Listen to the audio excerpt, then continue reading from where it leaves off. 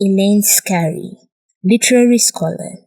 Though established in the academic world as a scholar of English literature, Elaine Scarry is widely known for her investigations of torture, war, nuclear weapons, and citizenship. Her reading list ranges from Virginia Woolf to aviation, week, and space technology, and her own work contributes to multiple fields. Her books include the classic The Body in Pain, The Making and Unmaking of the World, On Beauty and Being Just, and Dreaming by the Book. Scarry is the holder of a distinguished professorship at Harvard. Question: not every professor of English reads aviation, week, and space technology, and not everyone grapples with pressing human problems of war and torture. Can you tell us something about how you became such an engaged and serious citizen? Elaine Scarry: the thing that should be explained is why people do not read across many fields, rather than why people do. That kind of work across different disciplines is, to my mind, more likely to produce clear thinking. In fact, John Locke, who wrote the Second Treatise of Government, once said, quote, "The purest way to stop thinking is to read books only in one field and talk only to people who work in one field," end quote. Part of the way one continues to think is to look across fields. The reason for that is when you are working within one field, none of the large framing questions are usually disputed or in question. Whereas when you keep passing back and forth across different fields, you have to keep tripping over the threshold of the assumptions in any one field. You are more likely to see perils in them or weaknesses in them as well as strengths, and see some of the large framing questions. Question: what is the value of literature in ethical and political discussions? Elaine Scarry: brilliant people have written about this, including the philosopher Martha Nussbaum and the philosopher Richard Rorty. Their articles would be well worth reading because rather than starting out as people who read literature, they start as people who are philosophers who then go to literature for models that often accommodate some of the messiness and liquidity of our interactions with one another. There are many different ways of answering that question.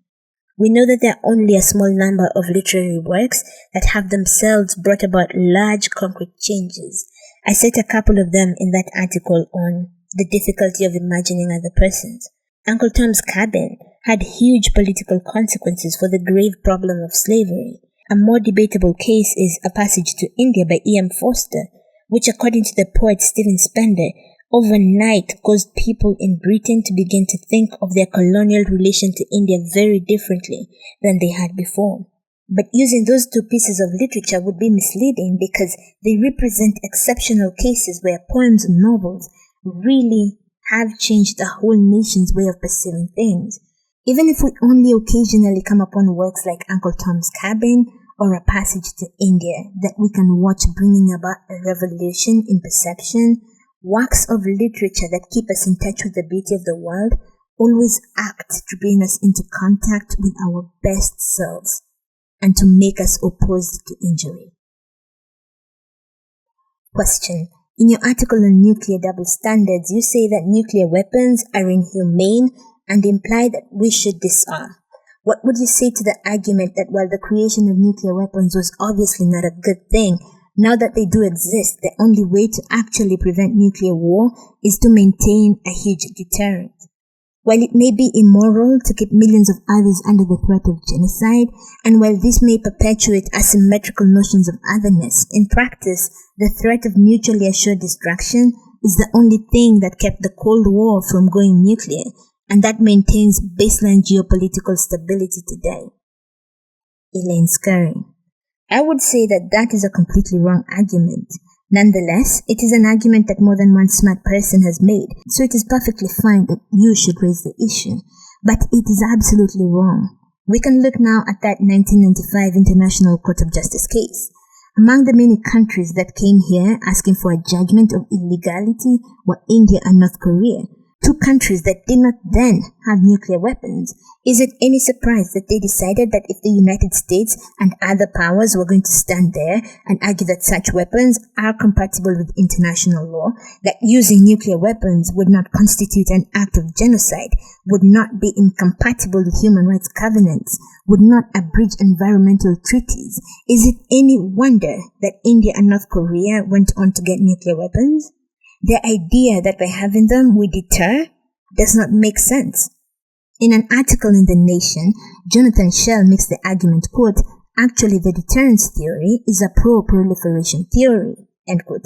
He does not just pull that sentence out of a hat. He goes through a careful set of steps showing how this thing just keeps mushrooming. Question. You have been involved in helping Ethiopia formulate its constitution. If a newly established state were having a convention to plan its constitution and the people involved wanted you to come and offer some insights from the difficulty of imagining other persons, what questions would you encourage them to think about as they were planning the legal basis for a society? Elaine Scarry.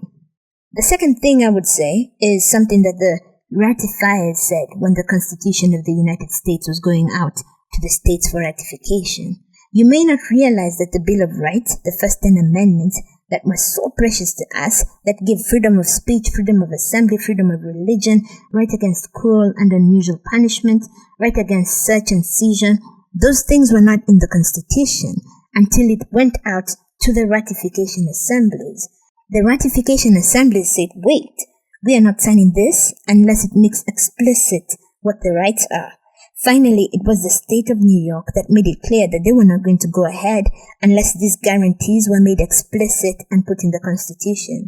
I would say to any new Constitution makers, do not assume that it goes without saying that you have whatever rights are not in there. It has to be said what the rights are. As Patrick Henry said during the ratification debates, quote, what good is it going to do me to say it is an implied right to be free of cruelty when I am in the midst of being subjected to cruel and unusual punishment, end quote.